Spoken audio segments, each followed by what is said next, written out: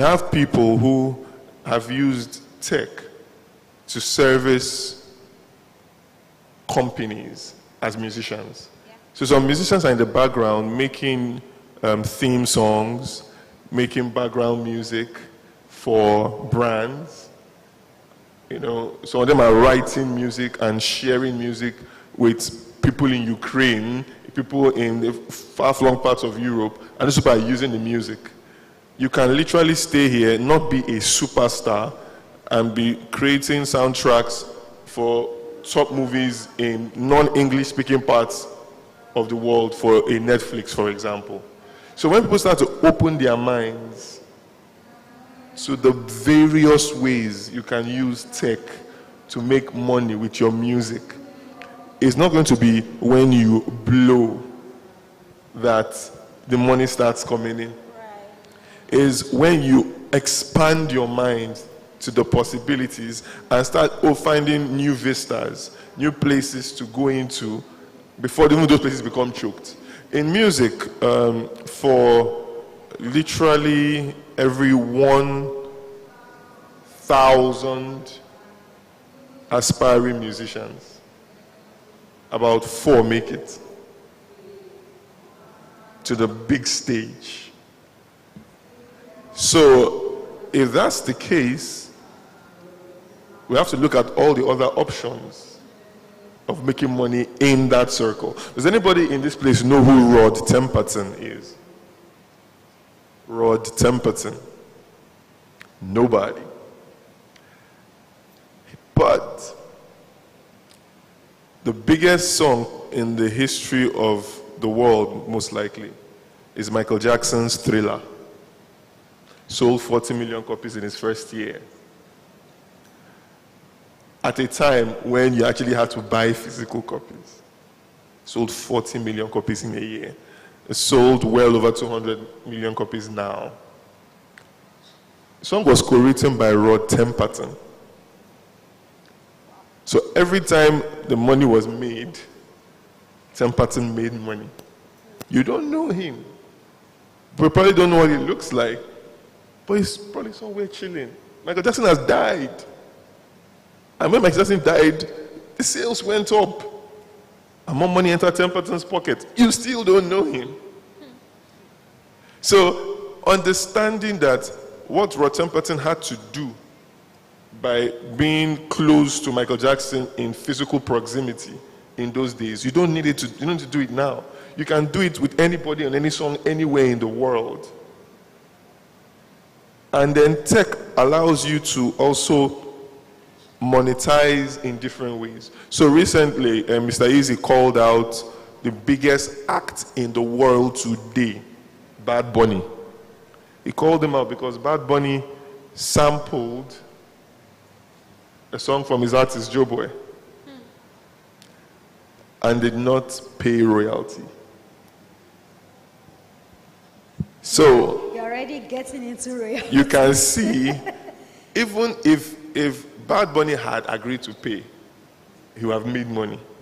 The fact that tech allows you to track those songs, because Bad Bunny could have released it anywhere in the world and then you have moved, but tech allows you to track. And then you can, we are guy, how far we are now, we are drop money. So tech gives you a gamut of ways to make money in the music space. You don't have to be the one in front. You don't have to be the biggest star. In fact, one of the most beautiful things about music is knowing when a song is right for somebody. It might not be you. You might be better behind the scenes. You might be better behind the boards. Not everybody can be a Kanye West and be a great producer, a great performer, a great rapper. You can be one of the above. You can be a great writer. Mm-hmm. So if you know, okay, Techno finished the song and kept chasing Davido. I said, I have a hit for you. Come and collect it. Finally, Davido came, and the song, we all know the song today as If. So he wrote the song, but he didn't having that sense to know that I'm not the one to sing it. I'll give somebody else. I'm going to make my money off it still. So have that openness. Look at all the possibilities. And you can be raking in as much money as you want without ever putting a song on a DSP or people even knowing your music name. And then whenever you finally decide to come out to that open, they're doing it from your own comfort because you have the money, you have the wherewithal to do it. Thank you. Thank you so much. I would like to get Thomas's perspective because she has been leveraging technology as well, with her Lucid Lemons. So Yeah, I work mostly with new and developing talent. So how young talents or new talents use technology, I guess, would be slightly different. There is a process that I have used throughout most of my working life that I learned from when I was in university, and it's called design thinking. And it's the way that I process most things, and it's the way that I apply technology to most things as well. And it's also the way that we help artists that work with us to apply technology to their releases. The idea is you have this ability to reach thousands, millions of people. You have this song, you have this event, or you have whatever it is that you have this product, and you're able to put it out there into this world, and you have no idea where it may land, who might like it. Technology allows you to analyze that data, analyze who likes your music, what do they like about it, where are they clustered, even what socio-economic group do they come from, so you're able to specifically target the right kind of person for your music or for your project or for whatever it is that you're using the technology for. Aside from that, you go from being able to analyze and have all this data, you have it in front of you, what do you do with it? You're able to come up with different ideas. Okay, I might try an intimate event in Yaba because I have a lot of listeners in that area. Or maybe I should do something on social media, a campaign that's targeted specifically to people in Germany because I have a lot of fans in Germany, apparently. You can do all these things with technology. Okay, you have all these different ideas, you have done A, B, C, D, you can prototype, you can check out which one works, you can do A and B testing. Okay, this one doesn't really work for this one works for this.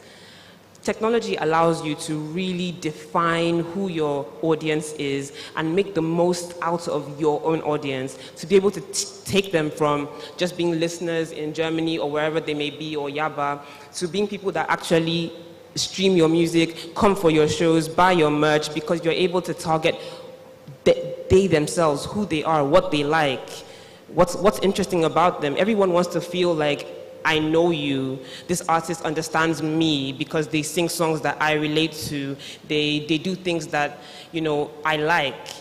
If you're able to cross that boundary, I feel technology has put that right in front of us. Right here, right now, I can find out something about every single person here if I decide to, right now. That's what we have in our hands, so we have a lot of power. yeah, a lot of power. Technology is such a blessing. I'd like Titilayo's perspective as well. Like I said, she's the founder of Royalties, Ledgers, and Reports. And so I know she has also been leveraging technology. So let's have your perspective into this topic. From the financial perspective, I think that is easy, unlike where you have to wait for the Alaba guys to write some things on paper and start calculating manually, which, by the way, you cannot audit because you're taking whatever they give to you. Right. Now, things are different. You can get your royalties reports in a month, in 3 months, in 6 months, however you want it. You don't have to wait a year, 2 years before your DSPs or your publishers are paying you. You can actually analyze your finances and make proper financial decisions because this technology are available. Imagine if I had to be calculating every stream per the royalties rate, the thousands just for me to finish in over 4 months, and I realized that, oh, this one artist is just $4, and I've been calculating for the past 4 months. Now, I can do my calculation in less than 30 minutes. I can make the financial decisions. I can give proper advices based on the fact that I've been able to do all of this using technology. So in the financial perspective, it's really amazing. It has even made everybody's life easier. From the business guys to the artists to the financial guys, you know when you need to stop or what you need to start. It's just, it has been wonderful actually, and I think that a lot of people should take more advantage of it. There are technologies to calculate royalties, worst case Excel. I'm going to continue with you and then come back to Chika. What are royalties? There are some people who don't even know what royalties are. What are royalties and how do they work really? Okay, so in a layman terms, royalties is just the money that are paid to right holders for their creative work. So when you sing or so when you sing or you compose or you write, it's the money that is being paid to you. So how does it work? Also in layman terms is, an artist creates a music, they get their third party, which is maybe the distributors, the publishers, to give it to the DSPs. Your fans or your listeners play the music and you get paid for the people that have played the music. So it's complicated, but it's also that easy. So create your work, distribute your work, people listen to your work and you get paid for it. So, and the right holders can be the artists, the publishers, the record label, the PROs. As long as you have a contribution to the creative work that has been created, you get paid for it. So that's it. And there are different type of royalties, there are different type of rights. So it depends on what end you find yourself and the type of the people that are collecting. DSPs could send to you directly, collecting bodies could send to your publishers, but at the end of the day, everybody gets paid. Chika, I want you to touch on royalties as well, because while you were answering the first question, we're already going into royalties. Maybe with some examples and, bring it home to us here, things going on in the music industry in Nigeria. Okay, so basically, like she said, is the simplicity of it, which is everybody who works in creating something deserves a piece of the remuneration from it, right? Now, the difference is that some people you're supposed to operate the royalty scheme. Some people get paid off completely.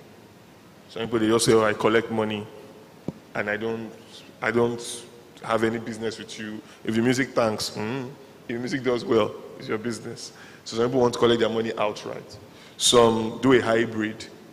So maybe you pay me 50% of my rate and I'll collect so and so amount, which have been lesser than if I was only collecting royalties from the top, right? So it's just different payment structures. That's what royalties are. And you can, even though they use the word royalties, in Nigeria, a lot of people don't know the word royalties. They only think of royalties in a certain way. So it's just their payments as far as they are concerned. So, as we're saying, we're taking it away from just when you put out music in the DSPs. That's one way. When you provide music for brands, right, you can give them the rights in perpetuity, which means you've sold off the complete rights of the song. They can use it for 20 years. If they deem it fit, if you've paid you a one-time fee. Or you can give them a licensing fee.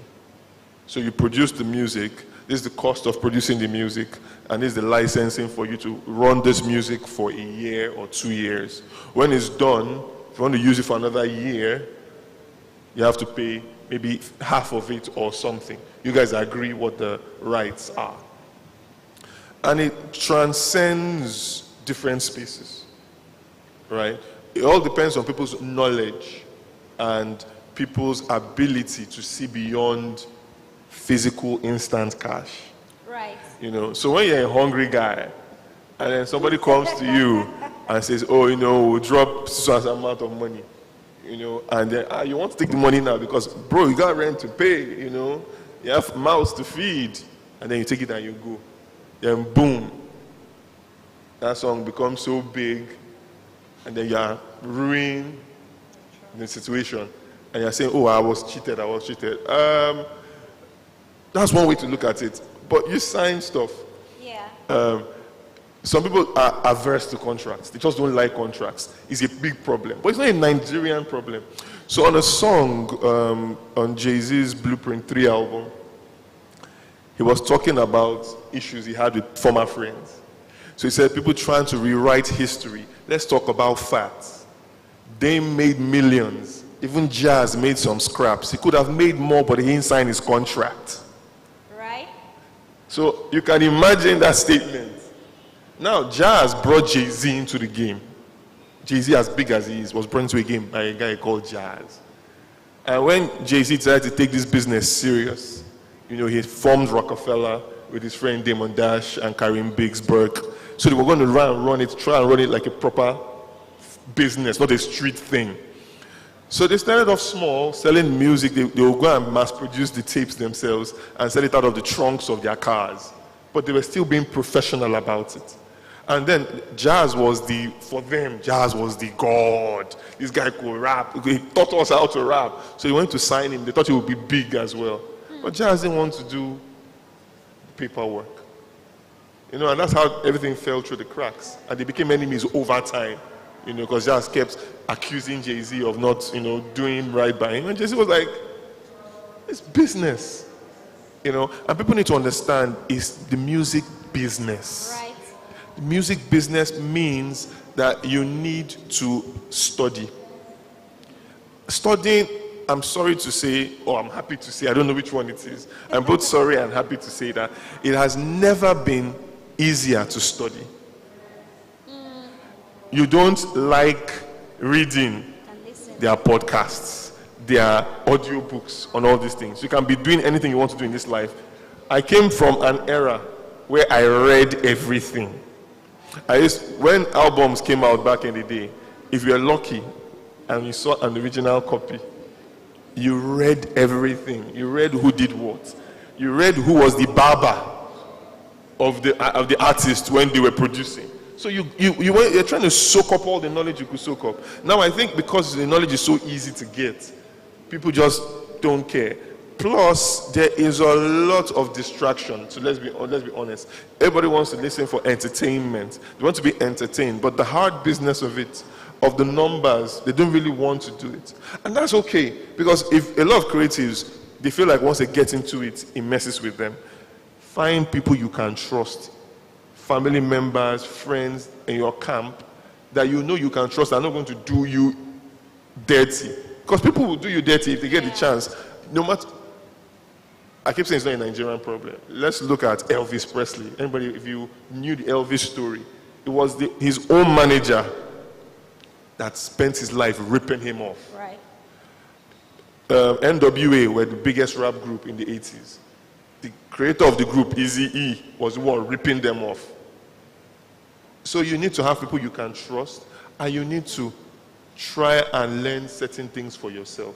You might not be the greatest reader, but take a contract, read through it, understand what is there, find somebody, find a partner.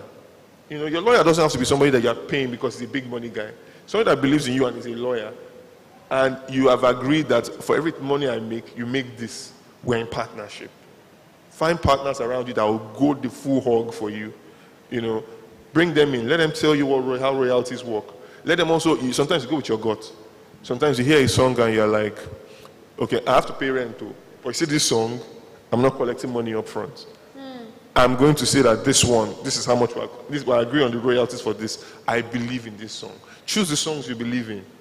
And then choose your instant cash cows so that you have a balance as in your life. Awesome. And I think this is the very essence of this segment, creating sustainable wealth, and not just trying to meet immediate need. And that's what has put a lot of people into trouble, because hunger and poverty has been their major drive, not a vision that they see ahead.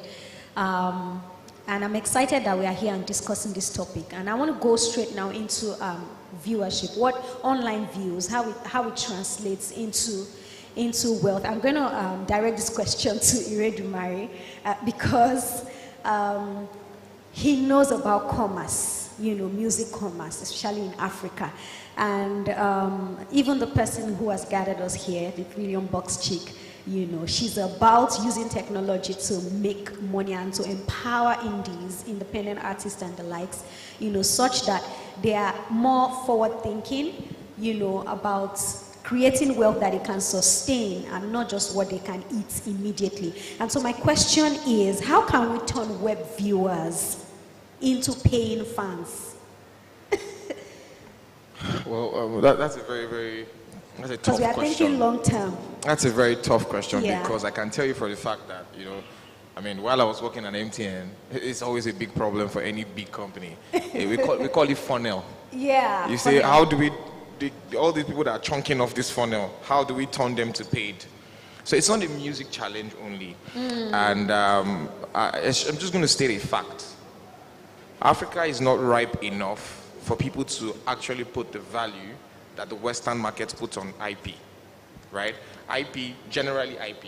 Music, video, anything you can move without anybody, it's not tangible. We as Africans deem it as excusable. Like if you take somebody's book and download it online, like nah. If you steal their song, nah. I mean, every day on social media, people steal people's fashion design.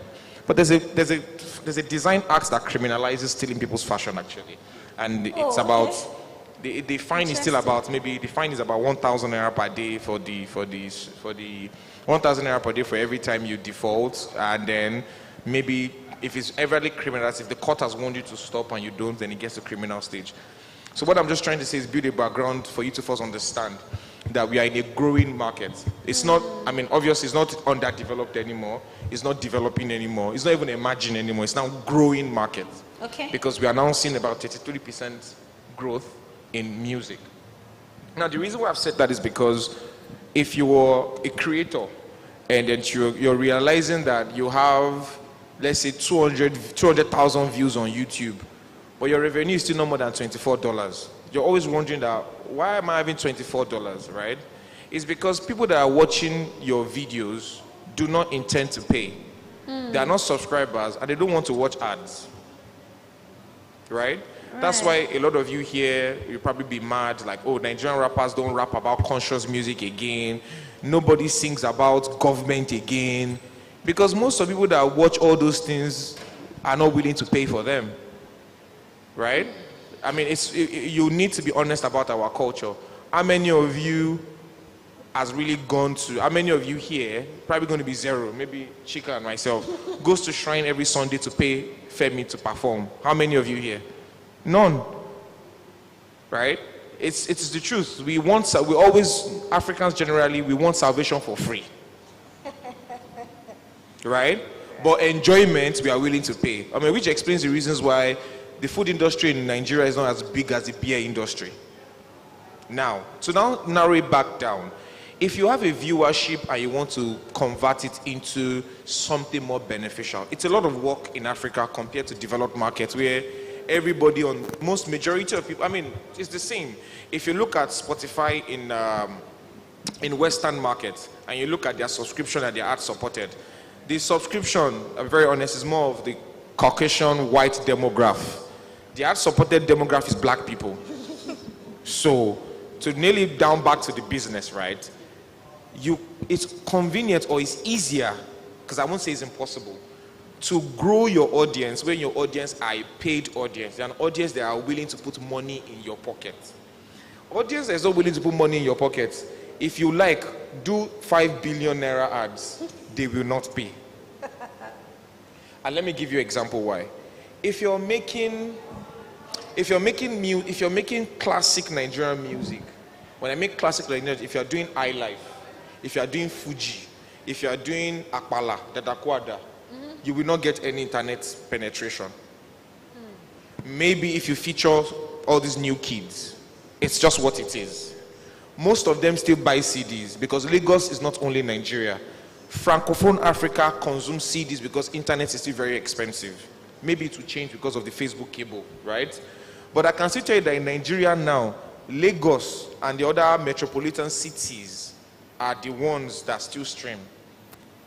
If you release any album now and you are able to still go head to head, you have a distribution system of your own that is hard copy, I can bet you that you make more money faster than digital. The only problem in Africa now is that nobody wants to do that job anymore. Everybody wants the quick streaming money because a market called the Western, the European and American market has already built the streaming pipeline. And since we have about 3 billion black diaspora markets living and existing in that developed pipeline, we are okay to make music for them. So as I'm speaking to you today, I can tell you that from a monetary point of view, music is an export business for the mass.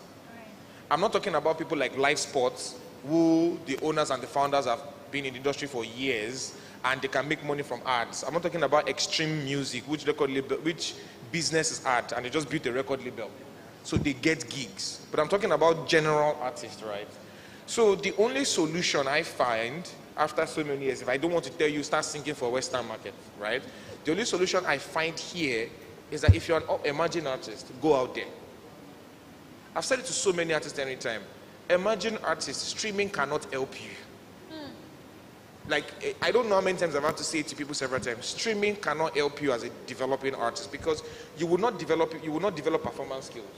You will not develop fan interaction skills.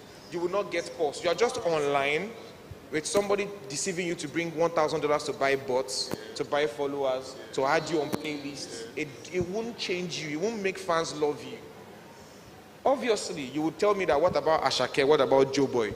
These guys rode on the shoulders of people who had already won fan love. So it's conversion. And if you pay attention very well, it's the reason why Lamide can't release music again when Joe Boy and Ashake is releasing music. And when Ashake is releasing music, Joe Boy has to wait. Because the honest truth is that about 70% of their fan base is coming from one person who has done all the work. So if you have a situation where these three artists release music, you're going to have a problem because they're feeding the same audience. So they have to take breaks for each other. It's the same thing with Maven. It's a good strategy. I'm not disputing that. I like that strategy. I've used it several times for clients. But how many artists will see shoulders giants to stand on? Right? In Lagos, Lagos has probably the highest eateries and open spaces in Nigeria. I've not seen any artist or any record label say, let's map this place. Why can't our artists go on eatery tours, restaurant tours? That is how you grow fan base and audience. The guys you see online are not your audience. And that's why you have people like Panda Designer, who are just one hit song and gone. That's why you see our guy from Old Town Road, they are gone. Streaming will give you that one big break and that's over. So the bad news is streaming won't develop audience for you. It only gets you listenership, but it won't get you followers. Right? You cannot build any sustainability on just saying I'm streaming. You need to go out there. And I'll give you a typical example. My major is internet law and policy. And I swore, but I failed. I swore that after 2020, nobody's going to do physical event again. Everybody's going to do virtual. But guess what? Zoom is already tanking. Zoom shares is tanking. In fact, Zoom is begging people to pay. What that has simply shown is that you cannot replace human interaction when it comes to cultural products, movies, film, fashion. When it comes to culture, right? Business, strategy, whatever, anything you've learned in any MBA school or any Iri Dumari's gathering cannot beat culture. Until culture evolves, maybe until, half of Nigerian population can now use a smartphone, right?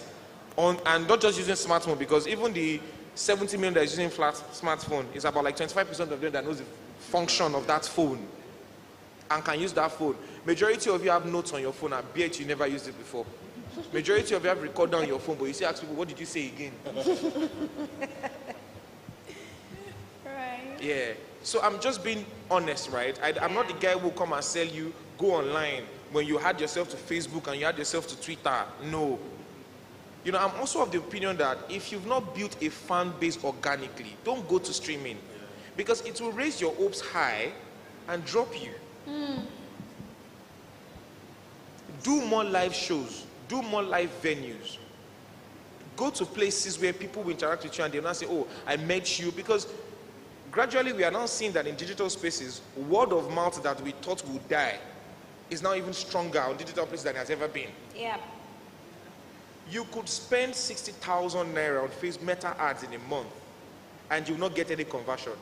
But Chika can just post a video like, I just heard this song now and I love it. And your conversion can change your life ever. Right. Chika might not have heard your song. You might have heard a song online, right? Chika probably heard your song in his car on radio. Or he went out to an eatery and heard it playing. So to just narrow everything I've said to one simple answer.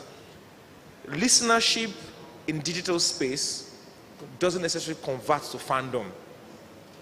It's just people going online, enjoying your stuff, because anytime people drop their phone, they've forgotten you. I'll just be honest with you. Anytime, I know that for a fact, when people drop their phone, they've forgotten what is going on the internet.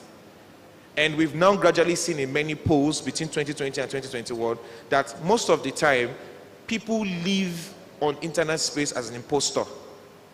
What people do on the internet is 100% what they do. And that's the reason, that's the data that also led to the metaverse world. That human beings see the internet as a getaway place. They want to be somebody different in the metaverse world. And that, so don't think that doesn't apply to you as a creator. It does apply to you. When people come in contact with your music, and in the real world your music doesn't exist, the moment they make that contact and they've enjoyed, that's bye-bye. And obviously, are there people that have thrived on that? Yes. But have we experienced in our own age any artist that has built sustainability on that? No, we've not seen till now. Any talent that has built everything online? I mean, we've seen kids who were making about $2 million on Twitch. Only after COVID, they are back to zero, they are even in debt. Right? So if you're speaking sustainability, I will never discuss streaming with you. Until I'm sure that if somebody attacked you online and you are cancelled, you can still make music. And I'll give, to end this, I'll give you an example. My position on what R. Kelly, the way he has lived his life, I do not like it. Yeah. But I obviously cannot remove R. Kelly's music from my life. R. Kelly's music is what I grew up on. It's very hard to trash it away. So a lot of people got hungry and were attacking Spotify and saying, take his music down. You have to remove his music and stuff. And a lot of people said, no. He's a criminal. You have a case on him. You can say, but the music gives me joy and I've paid for it, right? And R. Kelly's catalog keeps doubling. Every time there's a case, it keeps doubling. It keeps doubling. It keeps doubling. Now, I just want to give you a scenario. Assuming that R. Kelly was actually innocent, and all his fans were real-life online fans, that he doesn't know them, he just built them virtually. That means that single-handedly, a false accusation would destroy his entire life, everything that is built, and he will go back to zero. Not just go back to zero, he will now go back to debt. Yeah. And that is, if that is not sustainable in any way whatsoever. What is sustainable is what can ride you through the storm, the calm, and another storm, because you would experience more storm than calm. So thank you. Yeah. Ooh, my goodness. Okay. I'm sure we're recording this, Abby. Yes. I was gonna, because I need it. you need it, right? Yes. I'm going to ask about various platforms for financial and cross-border professional good for music. And I'm going to ask Tomisi that question. But before, before I do that, was that good? I think that was good. So I wanted to say something, but it's okay to disagree with me. I'm very honest. A lot of people have disagreed with me, trying to show me data that shows otherwise. Like, oh, look at this Bad Bunny, look at this, look at that. Like, a lot of people have showed me that, right? But the one question they've not been able to answer, show me that artist that has built sustainability on digital platforms only, without having to put in the 80% work we say offline, right? And, okay, I'll just go it again because of this question. Because it's now a major argument. Like, major labels are now saying that the way money is being shared in streaming should stop. And that is going to be the reality supporting my own position. When you go on a DSP, right, and you pay $9 or $10, you can listen to anything. Whatever you listen and you are done, the money is shared between everybody pro rata. So I'll give you an example now. If you go on Apple Music and you pay $10, and all you listen to in that month is Sounds of Rain when you want to sleep, and you play that Sounds of Rain 100 times, right? What you play doesn't matter. That 100 sounds will be added to what everybody played. And at the end of the day, you only listen to 10 tracks. Those 10 tracks might only get 1 cent of to be handed over to what you listen to. So that means that the 10 tracks you've listened to over and over will probably only get 10 cents out of your $10. Is that fair? It's not fair. But the guy who brought in bots He put her friends in the room. He gave them like 10 iPhones. They just kept playing that song over and over. That person will get the remaining $9, just an example, the remaining $9.90 that belongs to you, that should have gone to the rain sound.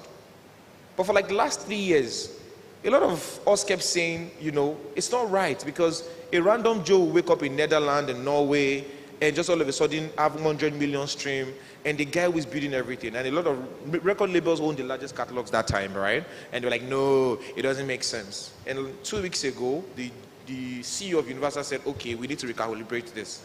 And what are they simply saying? If you pay $10 and you listen to 10 tracks, it's only that 10 tracks that get your $10. So it means that if bots come in and listen to Ray Dumare's album 1,000 times, bot is not a paid stuff. So at the end of the day, I will see 1 billion stream, but I will see 0 revenue. Ew. Whether we like it or not, that's the future of streaming from next year. Because once Universal talks and the majors follow, everybody follows suit. So Tidal is testing it now.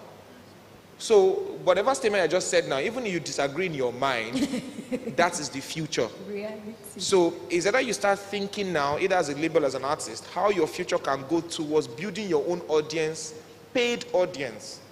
So what that does for you is that if you have 1,000 followers, and those 1,000 followers are paying you $10 a month, which is $10,000, and they're just listening to maybe yourself and 3 other artists, that means that you share the money.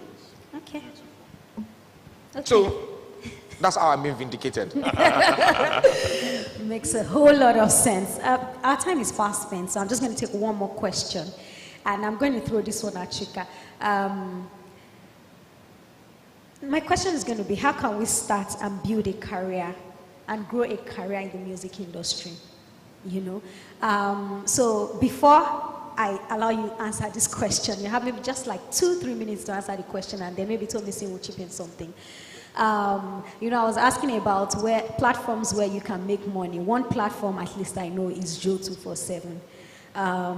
You know, their own goal is to ensure that, you know, artists and creatives can make a sustainable living, decent one, you know, from their music, and they have dedicated their time, energy, and resources to ensure that this happens. So you want to just try them out. So yeah, over to you, Chuka.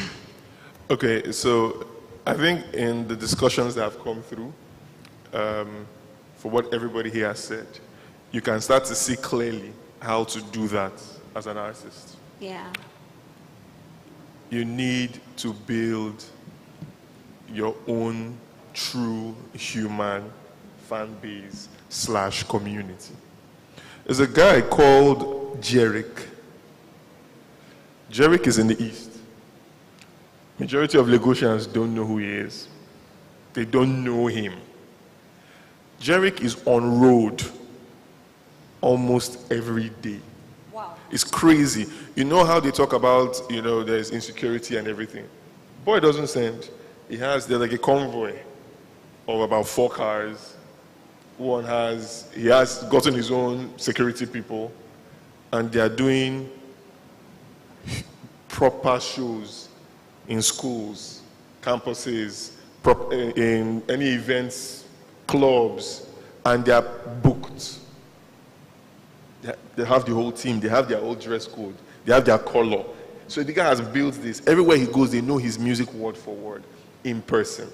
So if you go and check Jerick's numbers, right, and let's say he has maybe 50,000 fans only, everybody's a real fan. So you go wherever you go, everybody knows the lyrics. You have your own audience, built from the ground up. He's already given too many expos. Wherever you are, you know where people gather. You know where they gather. What happens when the highlight of them gathering is they're expecting that you're going to come and perform? And then you now bundle stuff, because we live in a bundle world. It's not just the music, because before it was easier when you could just sell tapes and CDs. So you have physical evidence of the music moving. Right. Some people are going to prefer to download the music. So if you notice, a lot of people, they use Cellar to sell their music. Instead of me to put my music on the DSPs, I'll put my music where I know, oh, somebody's going to download my music at 1K. If I have 1,000 downloads at 1K, that's $1 million. You're not getting that on any DSP. You're not. So you learn to build your own truths. Stop the falsehoods that social media teaches. Try and get away from it. Too many artists blow. Then when you come to see them on stage, it's a bloody disappointment. Yeah. Because there was no real artist development done where artist development is done. It's an art. It's a skill. So you want to, literally the best artists are the ones who, before they put any music out on any streaming platform, have you heard of? And then they have videos going viral, people that recorded them when they came and blew their minds in places. We are back into that space. Right. Then if you are doing that, and then this universal move now happens, do you know where you would be? You'll be sitting pretty, because once your music goes into those places, all your 50,000 fans will hop on. As they hop on, then new people find out about you, and the music is going into your pockets again. So the money is going to pocket. You are literally building back that space where all the falsehood is being stripped off, and the art and the music is coming back. I would always advise artists, start off by understanding that your art is your paramount ownership. It's not anything else. Your art, your ability to perform your art. If you make a habit of growing and improving that, make a habit of it. A lot of people want to just hit off from the top. No. The art. You can't.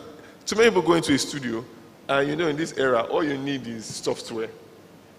I'll sing some trash, auto-tune will help me out. They'll level my voice, put a badass beat on it. Half the time I'm not hearing what I'm saying, but the beat is mad. And then next thing starts getting catchy, and I'll try and push it out there. But what happens when the places where the money really comes? People are calling you for weddings, calling you for birthdays. You're coming there, you're collecting money that is going under the radar. Somebody comes in and then drops just from, this guy is busting my brain. Next thing, 50K, 100K. Nobody counted that. That wasn't even in the fees they gave you. Yeah. You are getting the money. It's coming in.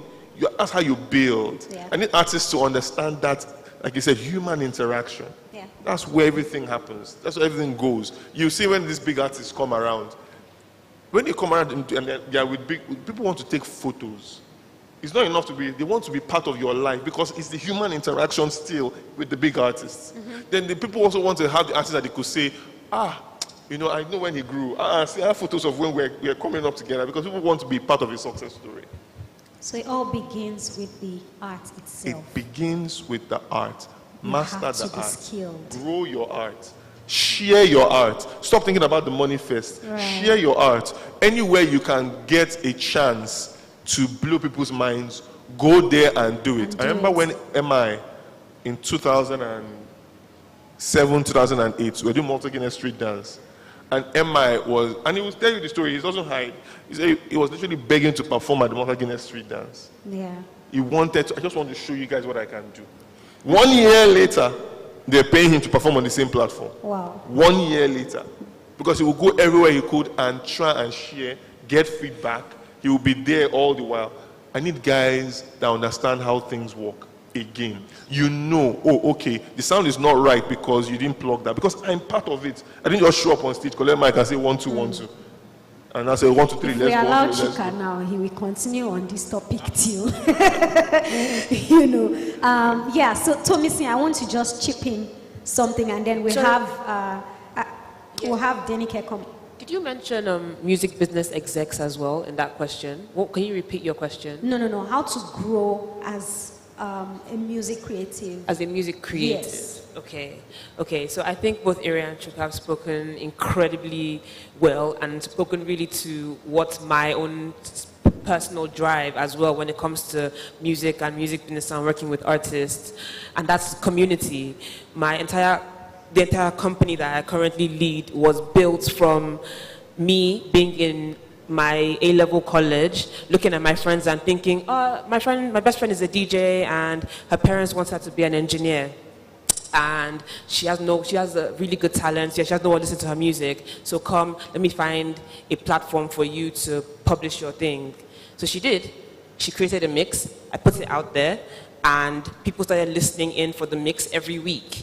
A community was built. No, she had no interest in streaming or making money. It was nothing like that. Next thing you know, we did our first small event. 50 people showed up. Second event, 100 people showed up. Next thing you know, someone is booking her, and she's like, eh? This money, this is real money. And that's how it starts. It starts from community. But if we didn't experience that, we won't have learned how people are extremely weird when you go for random events, how people try and cheat you all the time. We won't have experienced what it actually means to perform in front of thousands of people and how different that is from performing in front of your own community. You don't have those experiences online. You don't have those experiences by just sitting behind a computer and saying, yeah, I made a TikTok video today. That's not how it works. You actually have to go through those trying times. It may seem like, oh my gosh, why am I in this position? Why can't I be Ashake? But you have no idea the work that went on behind that. You have no idea the years, the sweat, the traveling, the going from one place to the other, just so people can hear your sound. And I like how you mentioned feedback. I don't think artists, music creators really understand the importance of getting that feedback. You come to an event, you perform on the stage, and then you walk out. Okay, what did you learn from coming on that stage? What are you going to take away from that? Because at the end of the day, every single time you perform to a new person, you need to know how that person felt about that performance to ensure that the next time they go out and they see you perform, they tell their friend, I saw that guy last time, he's better today. Yeah. That's the most important thing. So I think that for me, they said everything that needs to be said. Take everything you have learned here today and go forward and prosper.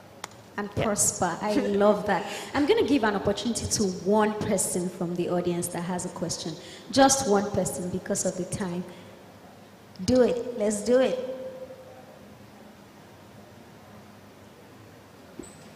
All right. Thank you. It's been Your name, please. My name is Arinze. Arinze. Okay. Yeah. So it's been an insightful session all the way.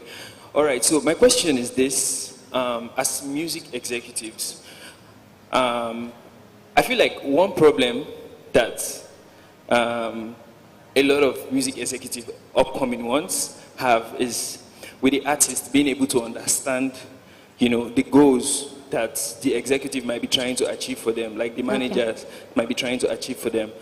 And it comes from maybe they're not understanding these terms like publishing, recording, and all that, and human interaction, like you've been talking about. So has there been any time?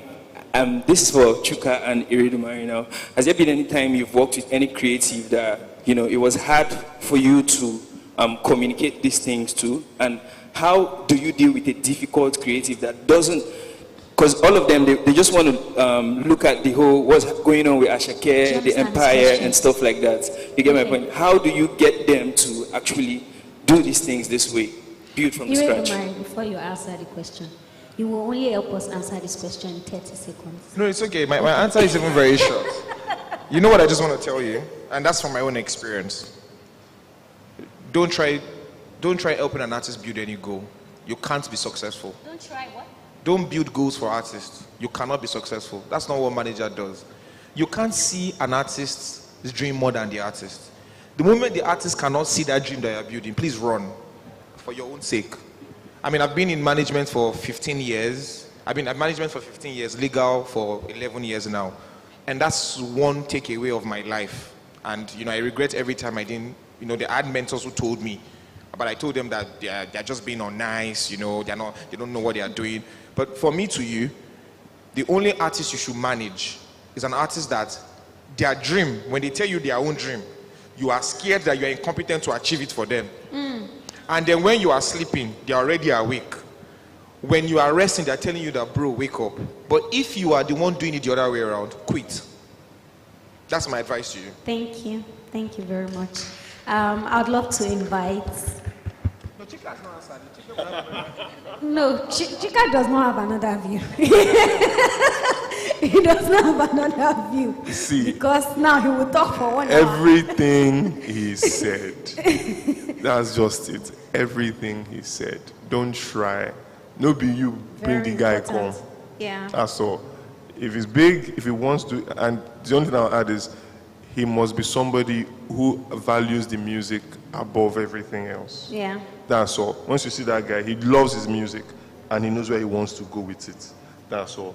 If he's talking all this one and then he won't put in the work, run. Yeah. You must work with someone that has his own vision. Yeah.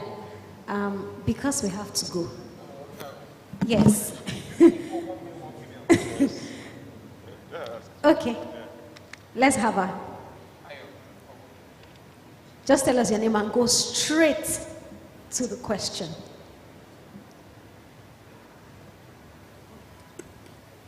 She has one already. Hi guys, my name is Moniba.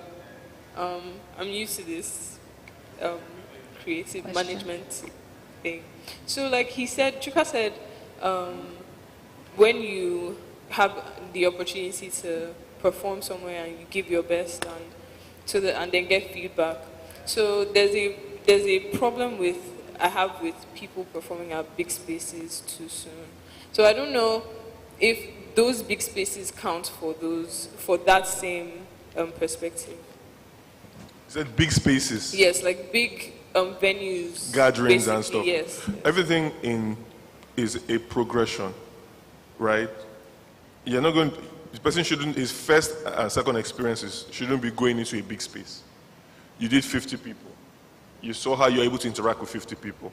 Then you take it higher and higher. Then when you see how the person is making, by the time you've gone to a point where you're making 300 people eat from your fingers, go higher.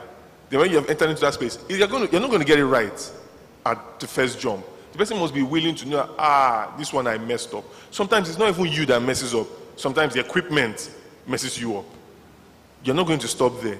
Keep going till you perfect it. Keep going till you perfect it. So that's literally what I would say. It's a growth thing. Don't start from the big stage. Grow to the point where you say, yes, he's ready to stand in front of 5,000 people and not choke. Thank you. Let's have the last lady.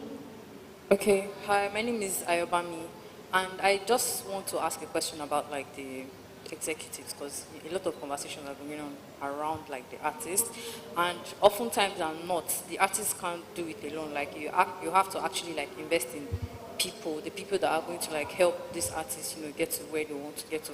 And sometimes it gets like overwhelming, just thinking about the fact that like these people's careers, as much as it's in their hands, you also have like a big part to play. So like, what advice would you give to music executives, especially like the up and coming ones that don't have connection, or they just don't know how to like go about it? Chuka, simple, straight response. So the artists that don't have the connections, the execs that don't have the connections, right? It is interesting but good when you have execs that are in that space that the artist is. Because the artist comes out, he doesn't have connections. He's trying to build. You don't have connections. You now have to start to build. And that will show you when an exec is a real person who cares about what they do, not somebody that wants to answer exec. Do you know that execs that are open to interning in certain places because they know that that's where they're going to get that connect? Can I just Oh, say, really? Imagine. Can I also just say that I have been running my business now for 7 years. I have worked as an intern at Universal. I've worked as an intern at Maven. I have done all sorts of random businesses while still running my business, while still hosting my events, while still doing big festivals and being in big, quote-unquote, rooms, but just trying my best to put myself out there whatever way I can and trying to get as much as I can. You are a sponge. Thank you. So sponge up. Thank you. So that when you find that exec that is willing to do this, you found the exec. When you find execs that have the connections but don't have the passion because they don't really care about, run. Find that one that has the passion and will go anywhere for you or to better themselves for you. Then you're in a good place. Thank you very much. Can we please welcome the $1 trillion chick, Adenike? Yeah, our time is up. Thank you, everyone, for coming in. Thank you, Mentorate. That's what I call it. You cannot run anywhere. Thank you, Chuka. I've known Chuka talking about for years. Even Chuka was Dazuki. Yes, 15 years, yes. I was still in the university and I was interning for some people and I had to go and get them and Clarence Peter for an interview. That was how we met. And Tommy Singh, thank you, Ms. Ebon. All of the things that they've spoken about, Trillion Box Company has a platform that we've called Joe 247, and you hear them say that, you need to know who your fans are. And what we are really doing with the platform is to ensure that you make sustainable income. You don't have to wait for the streaming, the money. You're performing at shows, you can put them there. You set as an artist executive here, you set whatever amount that you want people to pay for your work. That is it, because different artists with different audience as well. And we want to thank African Next for giving us this platform to come and have this conversation. We hope that all of you has been, I was honestly say blessed. But yes, it's a blessing. All of the things they've said is definitely going to add money into your pocket. So that is one. Thank you so much. I'm around. If you have any questions, you can buzz me. And of course, they're also going to be around for a bit of time. I know they are very busy people, but you can walk up to them and ask your questions. Thank you and have a wonderful, wonderful day.